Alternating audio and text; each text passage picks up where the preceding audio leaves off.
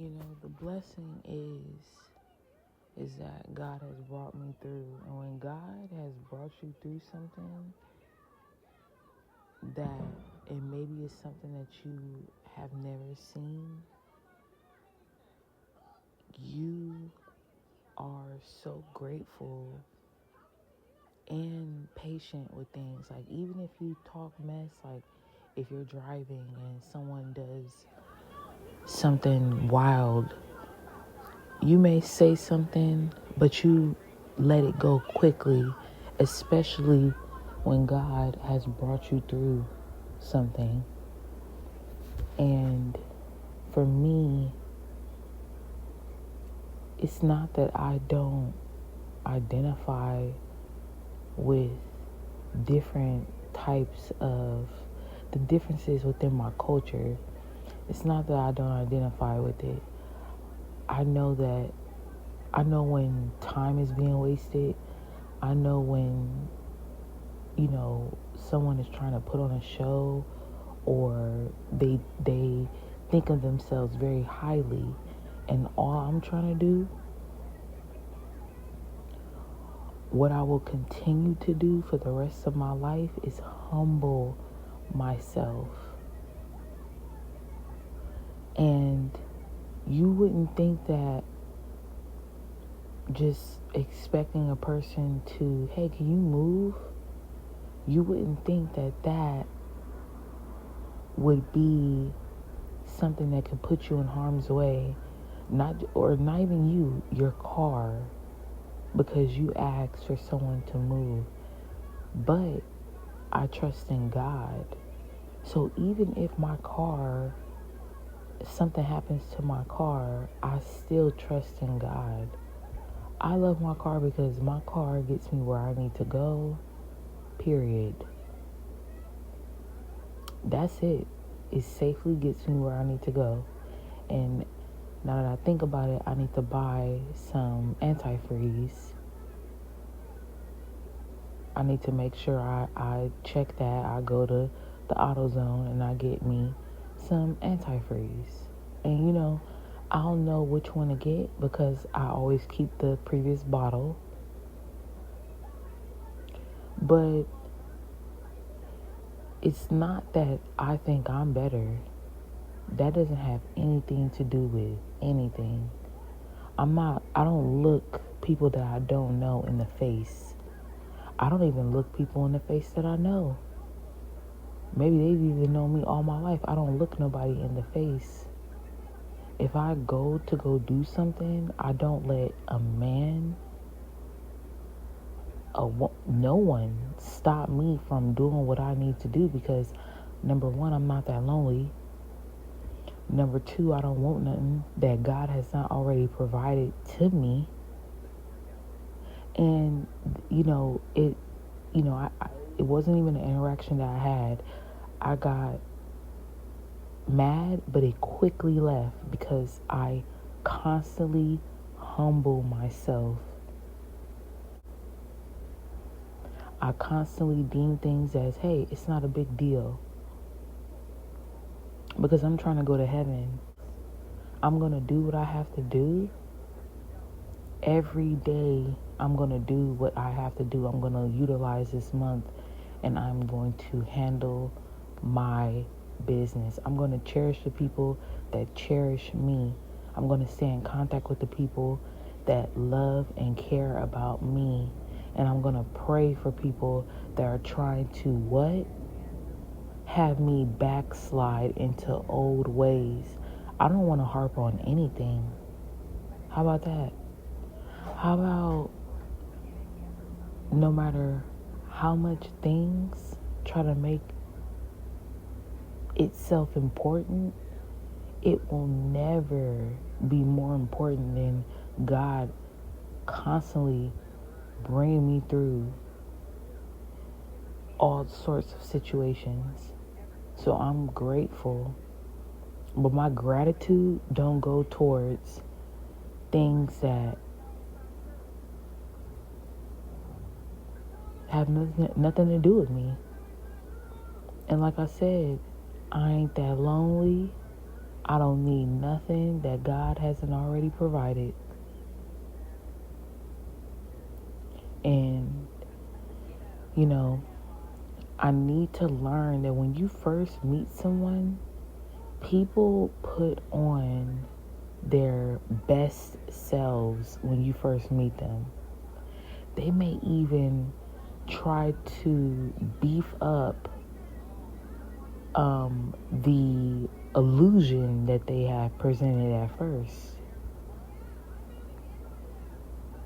until you piss them off, until you answer snippy, or it seems like you have an attitude, and then that person shows you exactly who they are. About a month and a half ago, I was not well, and I thought that when I sent paperwork, it was going to help me get to somewhere, be able to move somewhere that is better for me mentally. But then I found out that not only is it up to me to look, but somebody is too busy and doesn't have to let me know straight up. Oh no, I don't have to. No, he does not. And that's okay, because I'm going to stay right here until God gives me opportunities so that I can move. And that's it. And I'm going to stay in my word, and I have a list, and I'm going to do what I have to. I don't care what anybody that's, number one, not paying none of my bills think. Number two, wouldn't piss on me if I was on fire. And number three, who, if I ever wanted to know anyone that I've seen ever, then I would have wanted to know you a long time ago. Nothing has changed. So I want to thank God for his grace and mercy. I want to thank God for putting up with me. Putting up with me, my ways, the way I think, the habits that I have. Thank you, Lord. Thank you. Because he don't have to. He could take the breath out of my body tonight. He doesn't have to bless me with life every morning.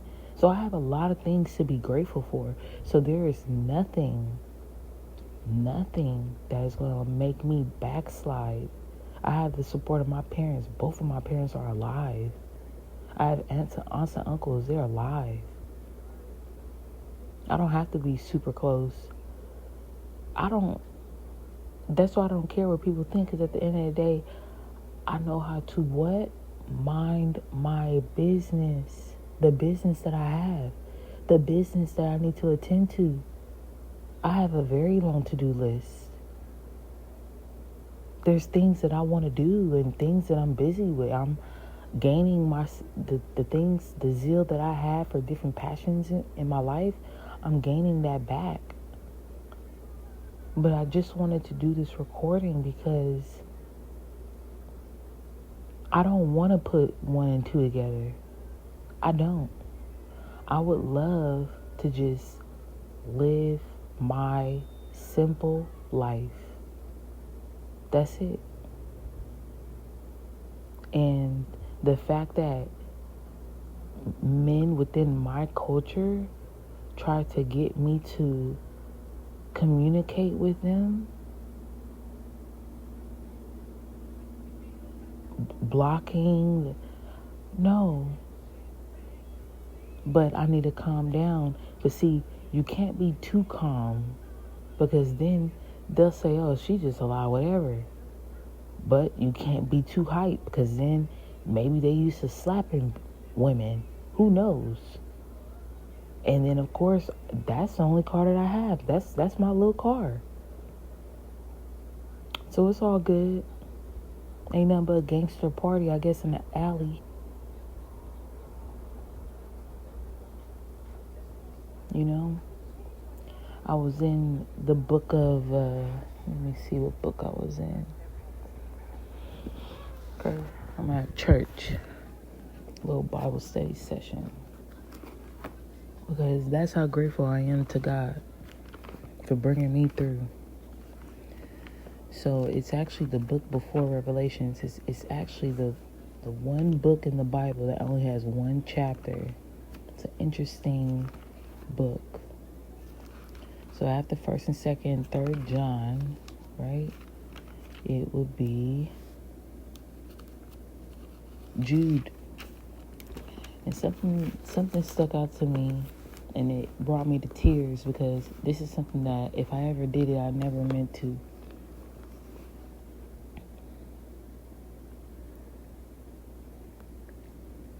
But even the archangel Michael, when he was disputing with the devil about the body of Moses, did not himself dare to condemn him for slander, but said, "The Lord rebuke you.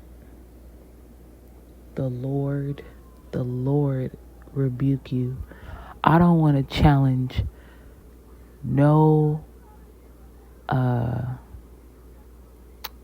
it's like a Pokemon. You remember the Pokemon cards? And it used to be a special deck. There was Pokemon that were rare. I don't want to challenge rare demons. Period. Yet these people slander whatever they do not understand, and the very things they do understand by instinct. I'm going to read that again. Yet these people slander whatever they do not understand, and the very things they do understand by instinct, as irrational animals do, will destroy them. Woe to them. They have taken the way of Cain. They have rushed for profit into Balaam's error. They have been destroyed in Korah's rebellion. These people are blemishes at your love feasts, eating with you without the slightest qualm. Shepherds who feed only themselves. It's not about me. It's not about me being frustrated. It's about me minding my business and staying in my word.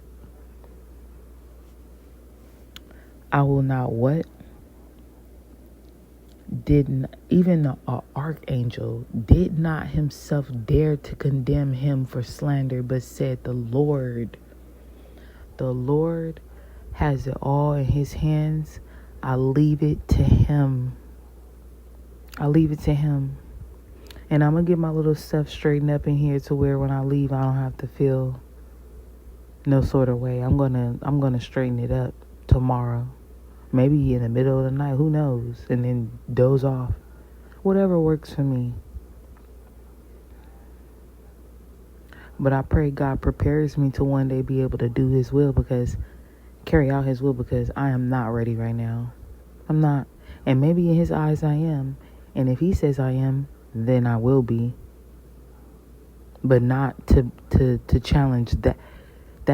He has that all in his hands. I am learning. Okay? So, that was cool. This is cool. You know, the blessing is that God has brought me through. And when God has brought you through something, that it maybe is something that you have never seen, you